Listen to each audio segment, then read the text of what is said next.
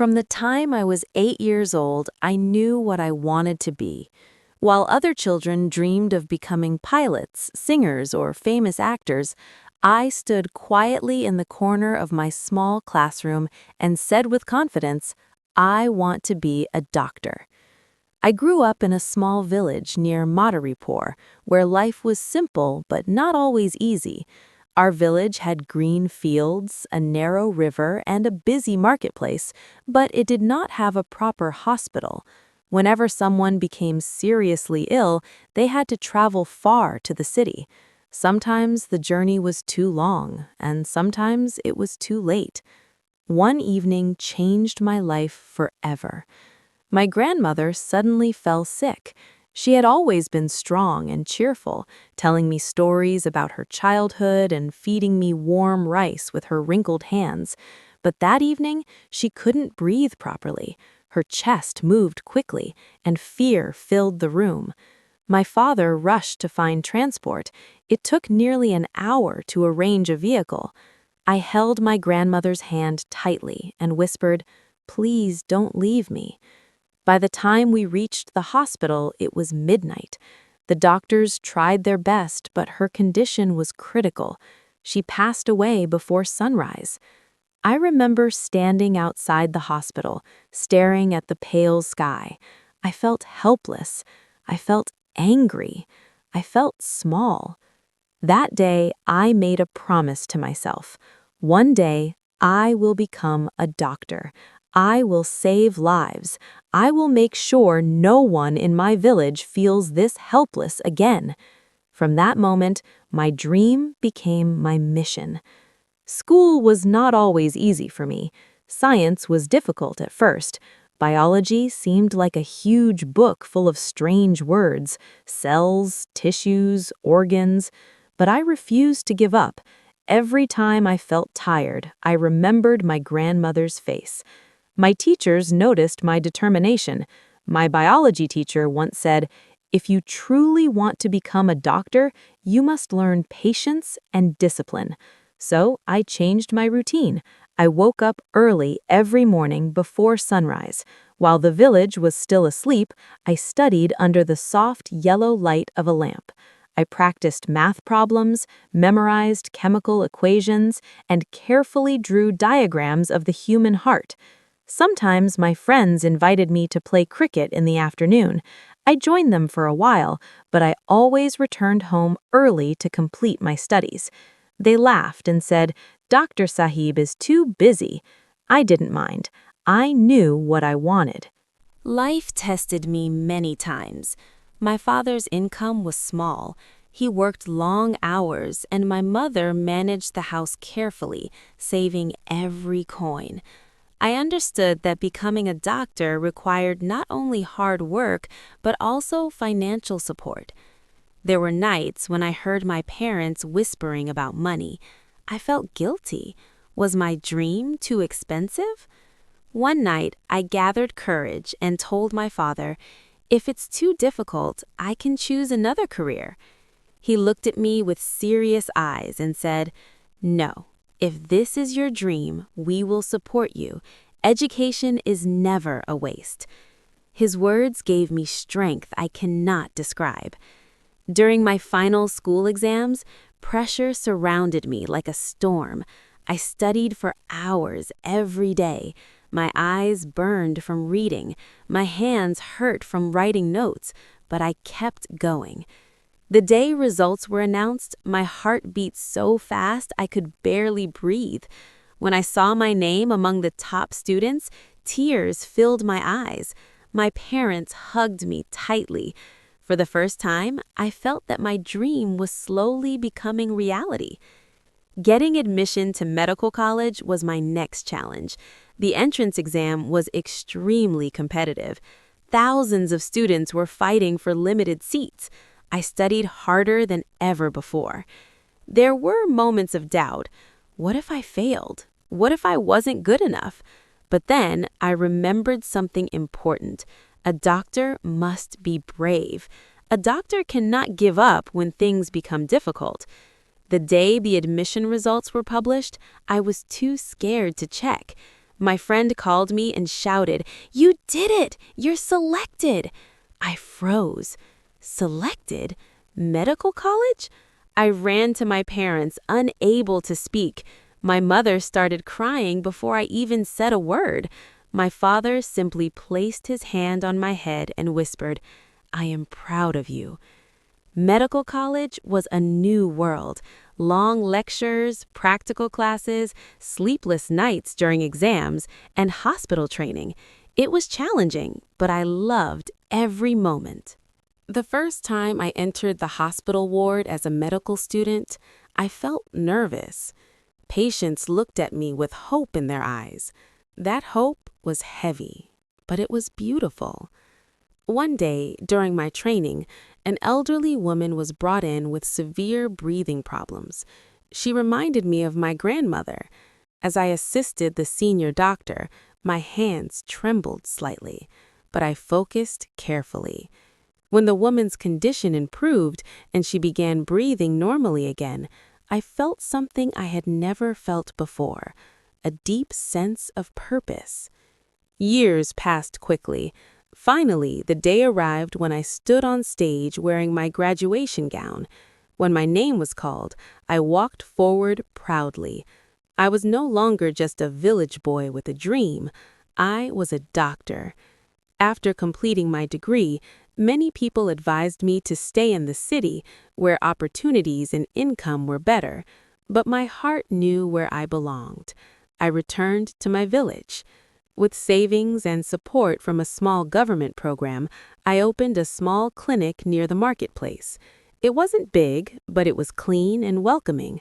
A signboard outside read, "Doctor, your name, MBBS."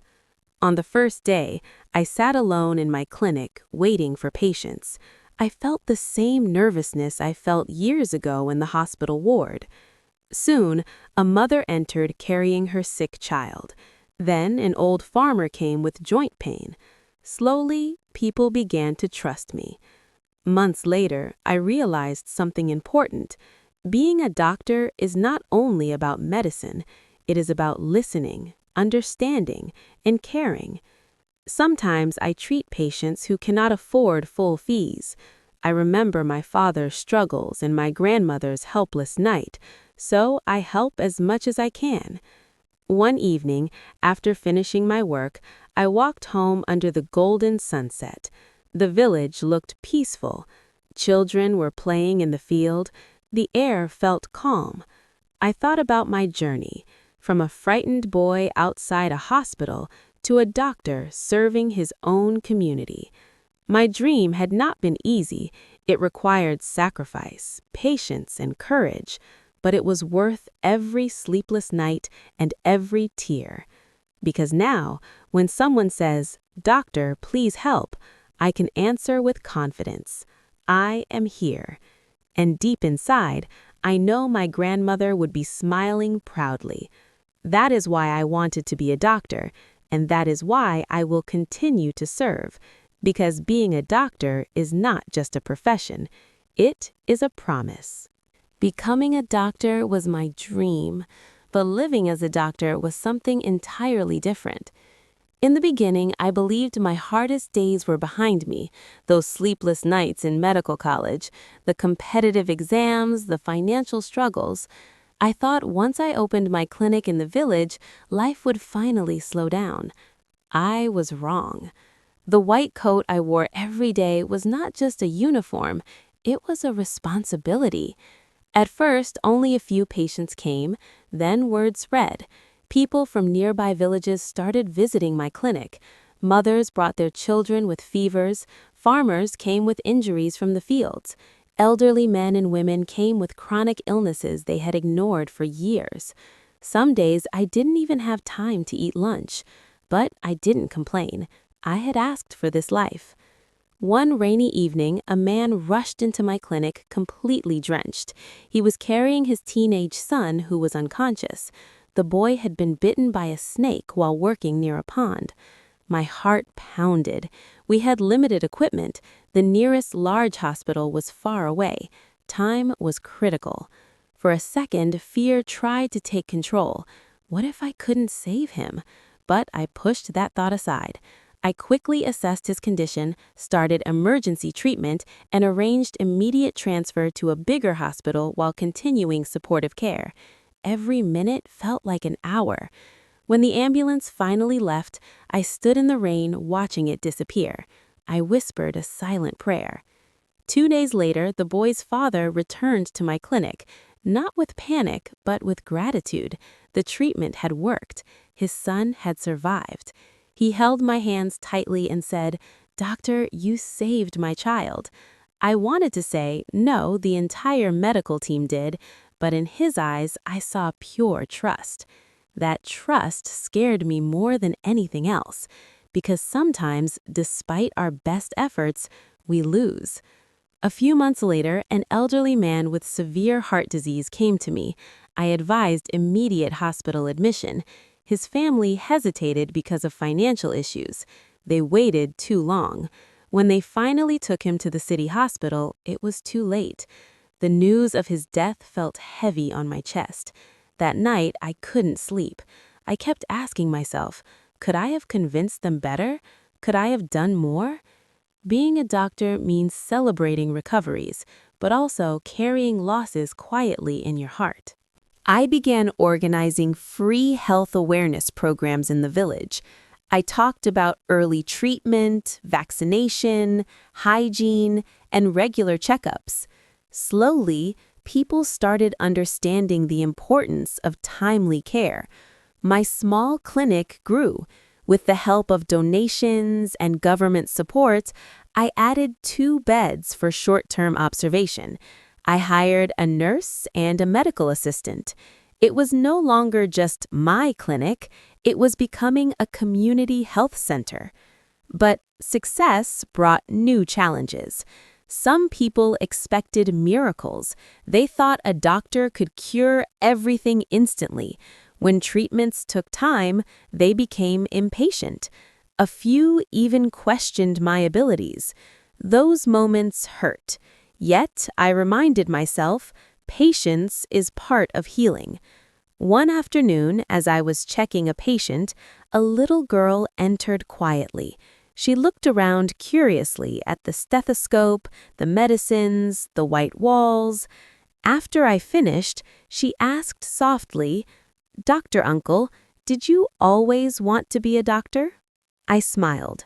"Yes," I said, "since I was very small."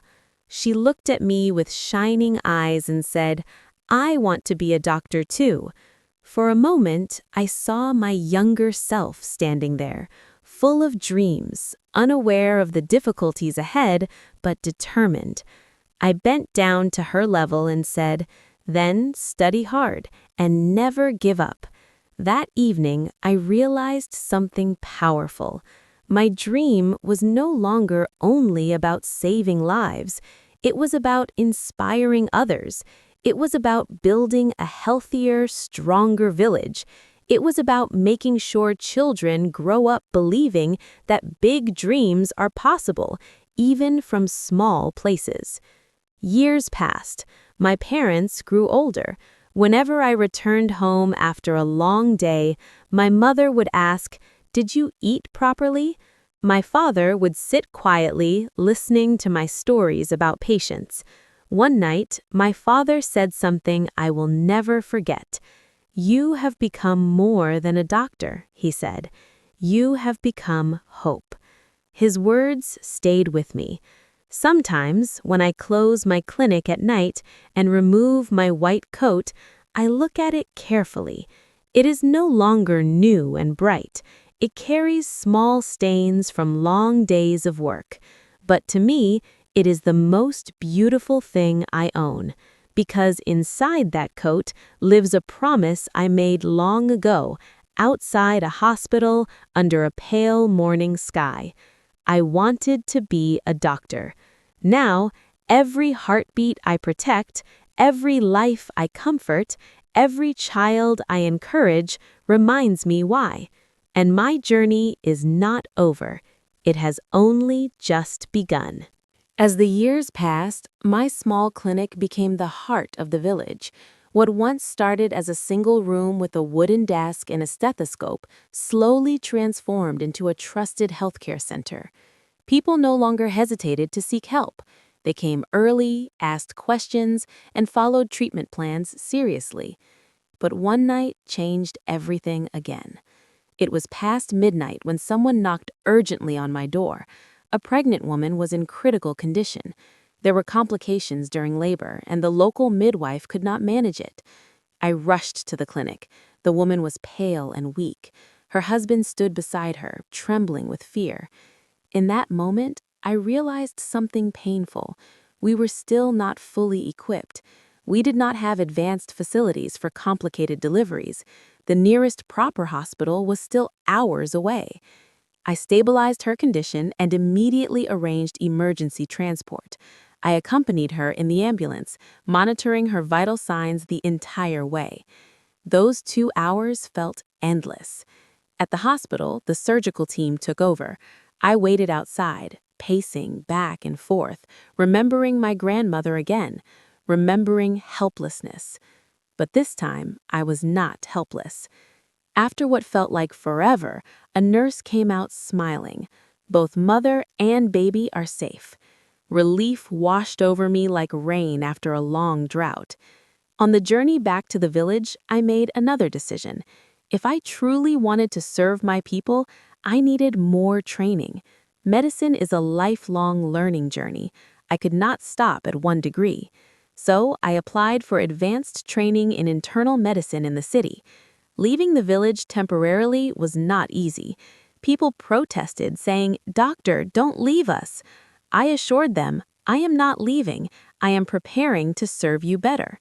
City life felt fast and overwhelming compared to my peaceful village. The hospital was crowded. Cases were complex. I worked with experienced specialists who taught me things I had never seen before. I learned how to handle critical emergencies, manage chronic diseases more effectively, and use modern medical equipment. I attended seminars, read research papers, and practiced tirelessly. Some nights, exhaustion returned, the same exhaustion I felt during medical college. But this time, it felt different. I was no longer chasing a dream. I was strengthening it. After completing my advanced training, I returned home with new knowledge and bigger plans. With support from government programs and a few generous donors, we expanded the clinic into a small hospital building. It now had a maternity room, a small laboratory, basic emergency care equipment, and a pharmacy. The opening day was emotional. Villagers gathered outside, smiling proudly. My parents stood near the entrance, their eyes shining with tears. When I cut the ribbon, I felt the weight of every step that had brought me here. The sleepless nights, the sacrifices, the doubts, the victories. But the real reward came later. One afternoon, the same little girl who once told me she wanted to be a doctor walked into my hospital, now a teenager. She handed me her exam results. She had ranked among the top science students in her school. "Dr. Uncle," she said confidently, "I will sit for the medical entrance exam next year." My heart swelled with pride. In that moment, I understood something deeply. Success is not measured only by personal achievement. It is measured by the lives you influence. Years ago, I had stood outside a hospital feeling powerless. Today, I was standing inside my own hospital, giving others strength. Of course, challenges never disappear completely. Some patients still arrive too late. Some diseases are too aggressive. Some losses still break my heart. But I no longer carry them alone. I have a team. I have experience. And most importantly, I have faith. Sometimes at sunset, I stand outside the hospital building and watch the sky turn golden. The same sky that once witnessed my pain now witnesses my purpose. If someone asks me today, "Why did you want to be a doctor?" my answer is simple. Because I wanted to turn helplessness into hope. Because I wanted no child to lose a grandmother without help nearby. Because I believed even a boy from a small village could make a difference. And now, as I walk through the hospital corridors and hear someone call out, "Doctor," I feel gratitude instead of fear. My journey is still unfolding. There are more lives to touch, more students to inspire, more improvements to make. But one thing remains unchanged. That little boy inside me still whispers with pride, I wanted to be a doctor, and I became one. Time has a quiet way of moving forward. Years passed, and the small hospital that once seemed like an impossible dream became a lifeline for several surrounding villages. What started as one room had grown into a 2-story building with clean wards, a modest emergency unit, and a small but efficient operating room. But the greatest change was not the building. It was the people. More children were vaccinated. Pregnant mothers came for regular checkups. Elderly patients no longer ignored chest pain or high blood pressure. Health awareness slowly replaced fear and superstition. One winter morning, as I was reviewing patient files, a young man entered my office wearing a white apron. He looked nervous but proud. "Sir," he said, "you may not remember me. I am the boy who survived the snake bite years ago." For a moment, I saw him again, unconscious in his father's arms, rain pouring outside my clinic. He continued, "I am now studying nursing. I wanted to work here if you allow me." I felt something warm rise in my chest. "Of course," I replied. That day, I understood something powerful. When you save a life, you don't just save one person, you shape a future. My parents grew older with time. My father walked slower. My mother's hair turned completely white. But every time they visited the hospital, they looked around with silent pride. One evening, my father stood beside me outside the hospital gate. The sunset painted the sky orange and pink. "You have fulfilled your promise," he said softly. I looked at the building, the patients entering and leaving, the nurses moving quickly inside. "Not yet," I replied. "There is still so much to do." And I meant it. I started organizing medical camps in even more remote villages. We provided free checkups, distributed medicines, and educated people about preventive health care. I collaborated with young doctors who wanted to serve rural areas but didn't know where to begin. Slowly, a network formed, a group of professionals committed to making healthcare accessible beyond big cities. But life, as always, brought its final test. One night, I received news that my mother was seriously ill. Heart complications. The same fear I had once felt as a child returned, but this time I was not a helpless boy. I supervised her treatment carefully, consulting specialists and monitoring every detail. Despite our efforts, her condition remained fragile. One quiet morning, she held my hand and whispered, "I always knew you would become a great doctor."